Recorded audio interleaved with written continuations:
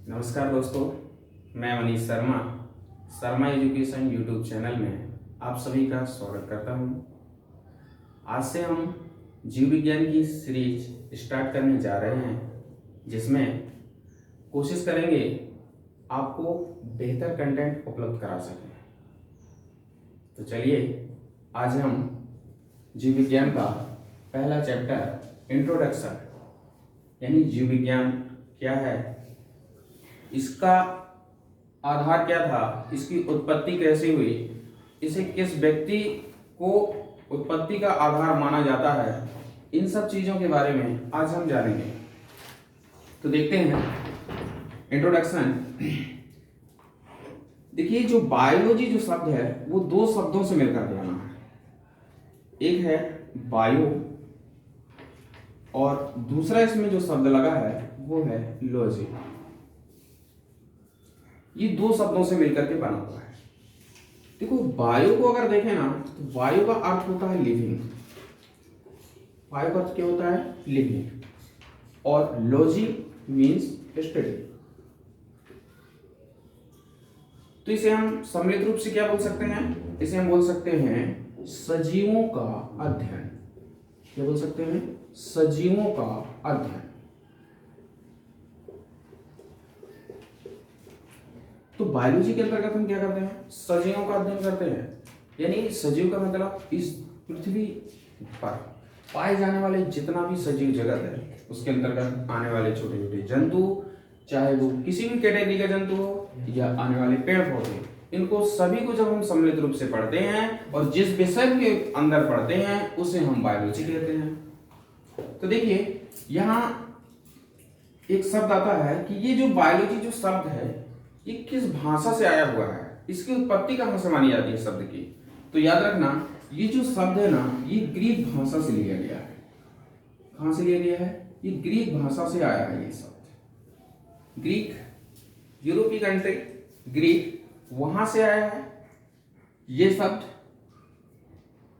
इसके अलावा अगर हम देखें तो ये जो बायोलॉजी है, ये जो जीव विज्ञान है, इसे सबसे पहले व्यवस्थित रूप से अध्ययन करने का अगर किसी व्यक्ति को श्रेय दिया जाता है तो वो व्यक्ति कौन थे? आपके अरस्तु थे।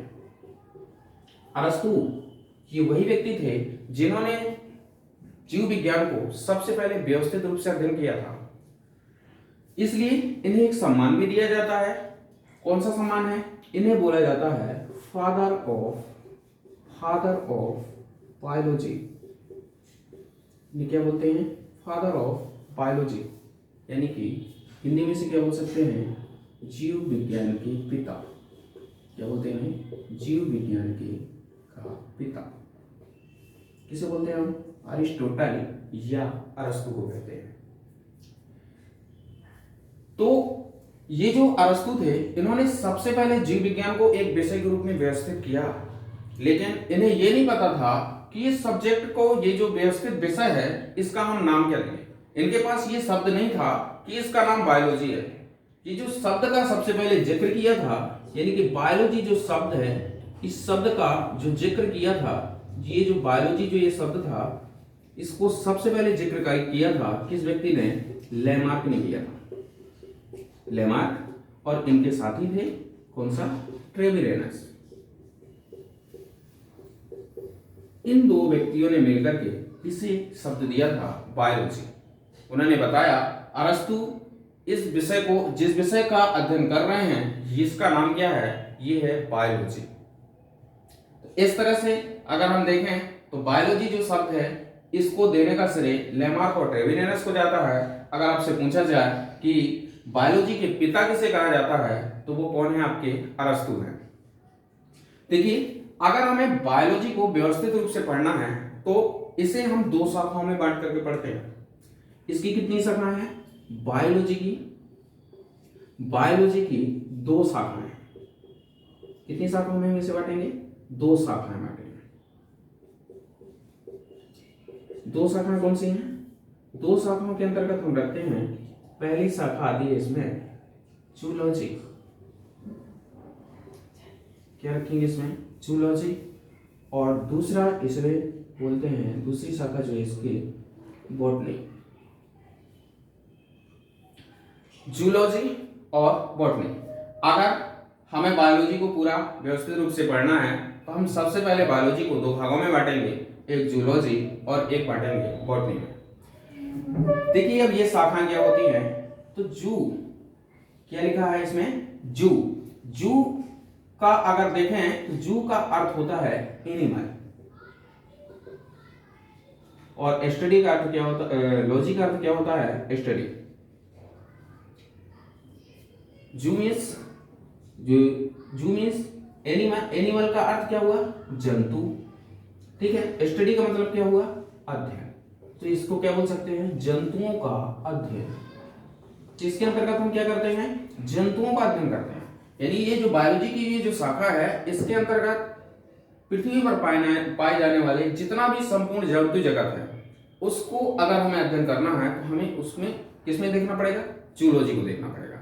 जूलॉजी के अंतर्गत हमें इस दुनिया में पाए जाने वाली जितना भी जंतु जगत है उन सभी का संग्रह आपको किसमें मिलेगा, जूलॉजी में मिलेगा। इसके बाद ये दूसरी जो शाखा थी ये क्या है, ये है स्टडी ऑफ प्लांट।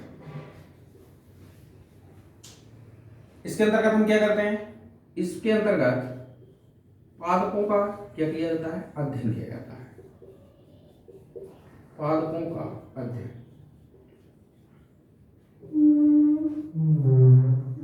ठीक, तो बायो की दो शाखाएं, एक जूलॉजी जिसमें हम एनिमल स्टडी यानी जंतुओं का अध्ययन करते हैं, दूसरा है बॉटनी जिसके अंतर्गत हम स्टडी ऑफ प्लांट यानी कि पादपों का क्या करते हैं, अध्ययन करते हैं। अब यहाँ तो अरस्तु ने एक व्यवस्थित विषय के रूप में इसका अध्ययन किया, लेकिन जब हम इसे दो भागों में बांटा गया, दो शाखाओं में बांटा गया, तो अब ये जो दो शाखाएं बटी, अब इसका अध्ययन करने की समस्या आती है। तभी क्या होता है कि अरस्तु जो थे इन्होंने ये आगे बढ़े और इन्होंने जीव विज्ञान की जो एक शाखा थी जूलॉजी, इसका अध्ययन इन्होंने शुरू किया। इन्होंने इस अध्ययन में क्या किया, जूलॉजी को इन्होंने पकड़ा अपने अध्ययन में और जूलॉजी का अध्ययन इन्होंने करना शुरू किया। ठीक है, सबसे पहले अब इनको अध्ययन करने के लिए कोई आ नहीं रहा था, तभी अरस्तु आए और अरस्तु ने एक शाखा पकड़ी जूलॉजी। अब इसका अध्ययन इन्होंने करना शुरू किया और इन्होंने अपने अध्ययन में क्या किया, इन्होंने अपने अध्ययन में 3 क्राइटेरिया रखे। कितने क्राइटेरिया रखे, 3 क्राइटेरिया रखे। इन्होंने 3 क्राइटेरिया के अंतर्गत इसका अध्ययन शुरू किया। पहला क्राइटेरिया इनका क्या था, मॉर्फोलॉजी। क्या था इनका, मॉर्फोलॉजी। मॉर्फोलॉजी हम किसे बोल सकते हैं, मॉर्फोलॉजी बाह्य कार्य का अध्ययन, इसे हम हिंदी में क्या बोल सकते हैं, बाह्य कार्य। ये क्या होता है, यानी कि कोई भी जीव है उसकी बाह्य संरचना, उसकी बाहरी संरचना किस प्रकार की है, उसके जो आंख है, नेत्र हैं, वो कितने हैं, कहाँ उनके आंख व्यवस्थित होते हैं, ठीक है। इस प्रकार से इनके हाथ पैरों की संख्या कितनी होती है, इसकी जो बाहरी कवर लेयर होती है वो किस तरह की होती है। इस तरह से शरीर का जो हम बाहर से आवरण जो देखते हैं जीव का, उसमें जो जिसके अंतर्गत इनने अध्ययन किया उसे इनने क्या नाम दिया, मॉर्फोलॉजी नाम दिया। यानी इसे हम किस प्रकार से परिभाषित कर सकते हैं कि जीव की बाहरी संरचना का अध्ययन, बाहरी संरचना का अध्ययन।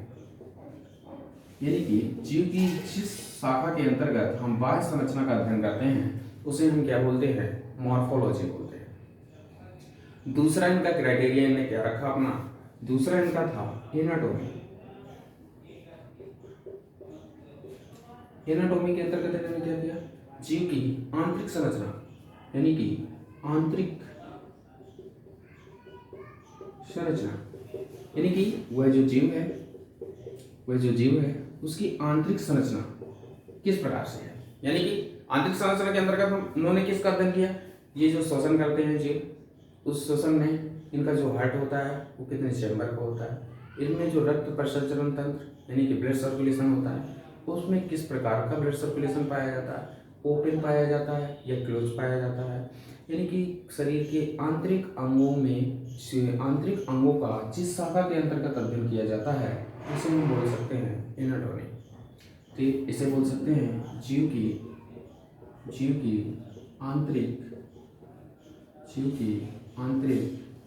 संरचना का अध्ययन, जीव की आंतरिक संरचना का अध्ययन जिस शाखा के अंतर्गत हम करते हैं उसे हम क्या बोलते हैं, एनाटॉमी बोलते हैं।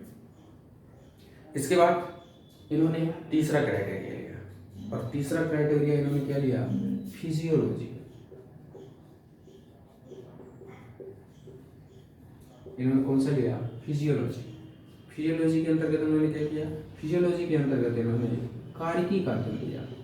क्या किया, जीव की कार्यकी का अध्ययन किया।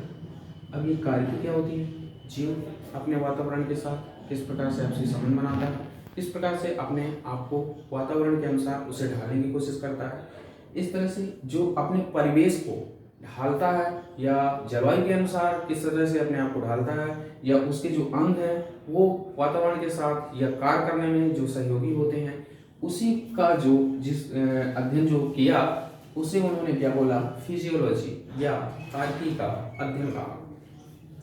तो इसके अंतर्गत हम क्या कह सकते हैं कि कोई जीव किस तरीके से कार्य करता है, यानी कि उसके कार्य का जो अध्ययन किया, यानी किसी जीव के, इसे क्या बोल सकते हैं, किसी जीव के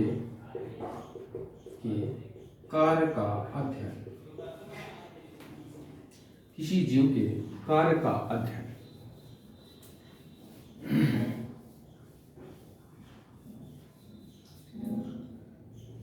कार्य का अध्ययन जिस शाखा के अंतर्गत किया उसे इन्होंने क्या नाम दिया, फिजियोलॉजी।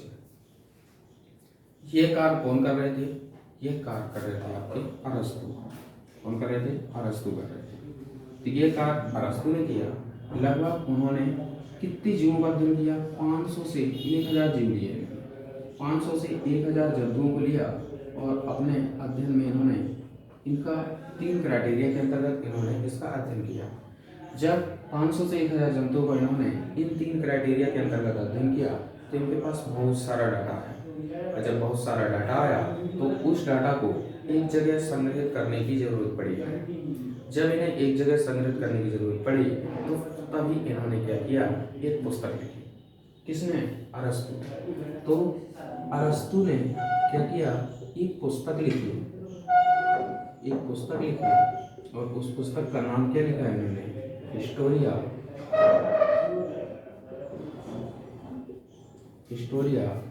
एनिमेलिया। इन्होंने क्या नाम दिया, हिस्टोरिया एनिमेलिया। यानी कि इन्होंने जूलॉजी का जितना भी टोटल अध्ययन किया, जितने भी जंतुओं का टोटल अध्ययन किया, इन 3 क्राइटेरिया के अंतर्गत उसका पूरा ब्यौरा दिया किसमें, हिस्टोरिया एनिमेलिया में। अब अरस्तु ने एक और बड़ा काम कर दिया, जूलॉजी का इतना बड़ा काम कर दिया, तब इन्हें भी एक सम्मान मिलना चाहिए। तभी अरस्तु को कौन सा सम्मान मिला, तो अरस्तु को एक और सम्मान दिया गया। क्या बोला गया, फादर ऑफ जूलॉजी। इन्हें क्या बोला गया, father of zoology. Father of zoology मतलब जंतुओं का, जंतु विज्ञान का पिता।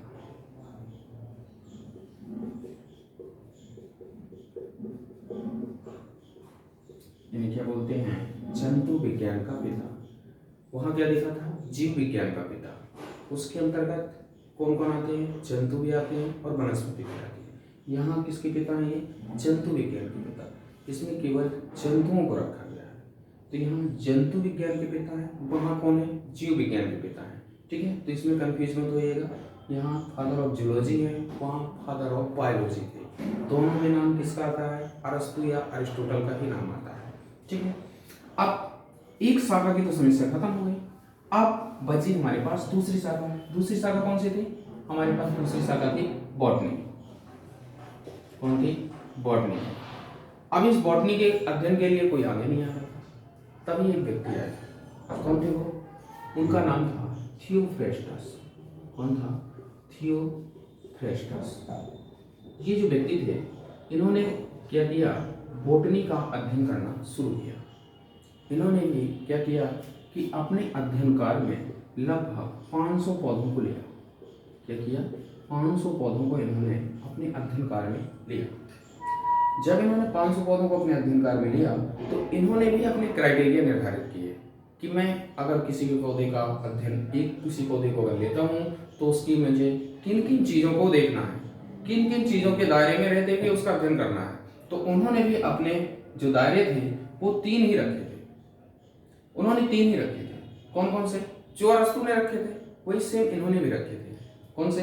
एक तो रखा था इन्होंने मॉर्फोलॉजी, दूसरा रखा था इन्होंने एनाटॉमी और तीसरा रखा था इन्होंने फिजियोलॉजी।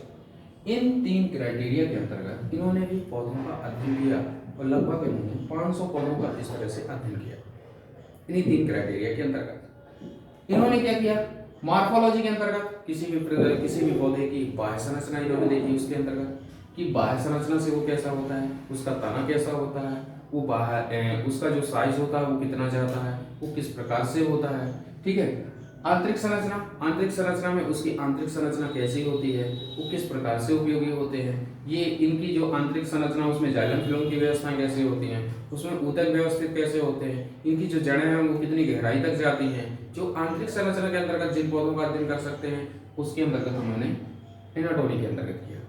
इसके बाद आया इनका तीसरा क्राइटेरिया फिजियोलॉजी। इसके अंदर क्या किया इन्होंने कि कोई भी पौधा है वो वातावरण के साथ आपसी संबंध कैसे बनाता है। जैसे आपने पढ़ा होगा कि विश्व में जो वनस्पति पाई जाती है जैसे एक सदाबहार पाई जाती है जो हमेशा हरे भरे रहते हैं, एक ऐसे कुछ पौधे पाए जाते हैं जो ग्रीष्म ऋतु में अपनी पत्तियां गिरा देते हैं। तो वो कुछ ऐसे हैं, कुछ इसके अलावा कुछ ऐसे हैं जो अपनी पत्तियों को कांटों के रूप में रूपांतरित कर देते हैं, कांटों के रूप में रूपांतरित कर देते हैं। तो इस तरह से ये जो अध्ययन किया वो उसका क्राइटेरिया कौन सा था? उनका फिजियोलॉजी। तो ये 3 क्राइटेरिया थे जिनके अंतर्गत इन्होंने भी क्या किया, थियोफ्रेस्टस ने भी पौधों की लगभग 500 प्रजातियों का अध्ययन किया। इन्होंने भी जब अध्ययन किया तो अध्ययन के बाद इनके पास भी काफी डाटा था। अब इन्हें भी इसे एक जगह संग्रह करने की जरूरत थी। तभी इन्होंने क्या किया, इन्होंने एक पुस्तक लिखी। किसने? थियोफ्रेस्टस ने। इन्होंने भी एक पुस्तक लिखी। तो इनकी पुस्तक का नाम क्या था? इनकी जो पुस्तक थी उनका नाम था हिस्टोरिया प्लांटेरम। इनकी पुस्तक का नाम क्या था? Historia plantarum. इन्होंने इस पुस्तक के अंतर्गत ये जो 500 पौधों का इन्होंने अध्ययन किया था इस 3 क्राइटेरिया के अंतर्गत उसका पूरा का पूरा संग्रह किस में रख दिया? हिस्टोरिया प्लांटेरम में। तो थियोफ्रेस्टस ने भी बहुत बड़ा काम किया, तभी इन्हें भी एक सम्मान दिया गया। तो ये जो थियोफ्रेस्टस थे, कौन थे? थियोफ्रेस्टस। ये जो थियोफ्रेस्टस थे इन्हें भी एक सम्मान दिया गया और इन्हें क्या बोला गया? Father of botany. यानी इसे क्या कह सकते हैं हम? वनस्पति विज्ञान का पिता। क्या बोलते हैं इन्हें? वनस्पति विज्ञान का।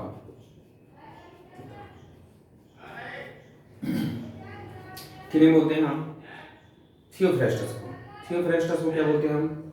वनस्पति विज्ञान का पिता। ठीक है। तो दोस्तों आज हमने क्या देखा? आज हमने देखा बायोलॉजी जो 2 शब्दों से मिलकर बना है। ये शब्द कहाँ से लिया गया है? ये ग्रीक भाषा से शब्द आया है। बायोलॉजी को सबसे पहले व्यवस्थित रूप से पढ़ने का श्रेय किसे दिया जाता है? अरस्तु को दिया जाता है। इसलिए इन्हें क्या बोला जाता है? फादर ऑफ बायोलॉजी कहा जाता है। लेकिन ये जो बायोलॉजी शब्द है इसका सबसे पहले जिक्र लेमार्क और ट्रेवेलियस ने किया था। इसलिए याद रखिएगा अगर शब्द बोला जाए कि शब्द किस व्यक्ति ने दिया था तो लेमार्क और उसके साथी भाई ट्रेवेलियस ने दिया था। बायोलॉजी को अगर अध्ययन करना है व्यवस्थित रूप से तो इसे हम 2 शाखाओं में बांटते हैं, पहला जूलॉजी और दूसरा बॉटनी। जूलॉजी के अंतर्गत सबसे पहले अरस्तु आए और अरस्तु ने इसे क्या किया? इसका अध्ययन करना शुरू किया और इन्होंने अपने अध्ययन कार्य में लगभग 500 से 1000 जंतुओं को लिया और इन्होंने अपने अध्ययन के लिए 3 क्राइटेरिया रखे। वो 3 क्राइटेरिया इनके कौन से थे? एक था इनका मॉर्फोलॉजी, दूसरा था इनका एनाटॉमी और तीसरा था इनका फिजियोलॉजी।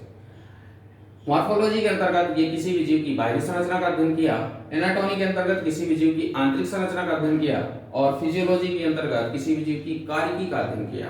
इस तरह से जब तीनों क्राइटेरिया में इन्होंने अध्ययन किया तो इसका जो डाटा निकला उन्होंने अपनी एक पुस्तक लिखी जिसका नाम था हिस्टोरिया एनिमेलिया, इस पर रखा। इसलिए इन्हें एक सम्मान दिया गया जिसका नाम था, जो इन्हें सम्मान मिला वो क्या बोला गया इन्हें, फादर ऑफ जूलॉजी, यानी कि जंतु विज्ञान का पिता। इन्हें क्या बोला जाता है, जंतु विज्ञान का पिता। इसके बाद दूसरी जो शाखा थी वो थी बॉटनी। बॉटनी का अध्ययन करने के लिए कौन आए, थियोफ्रेस्टस। थियोफ्रेस्टस ने भी अपने अध्ययन में 500 पौधों को लिया और इन 500 पौधों को उन्होंने भी इन्हीं 3 क्राइटेरिया के अंतर्गत अध्ययन किया। जब ये 3 क्राइटेरिया के अंतर्गत अध्ययन करने के बाद जब वो निष्कर्ष पर पहुंचे, उनका जो डाटा था, उन्होंने भी इसके संग्रह के लिए एक पुस्तक लिखी जिसका नाम था हिस्टोरिया प्लांटिया।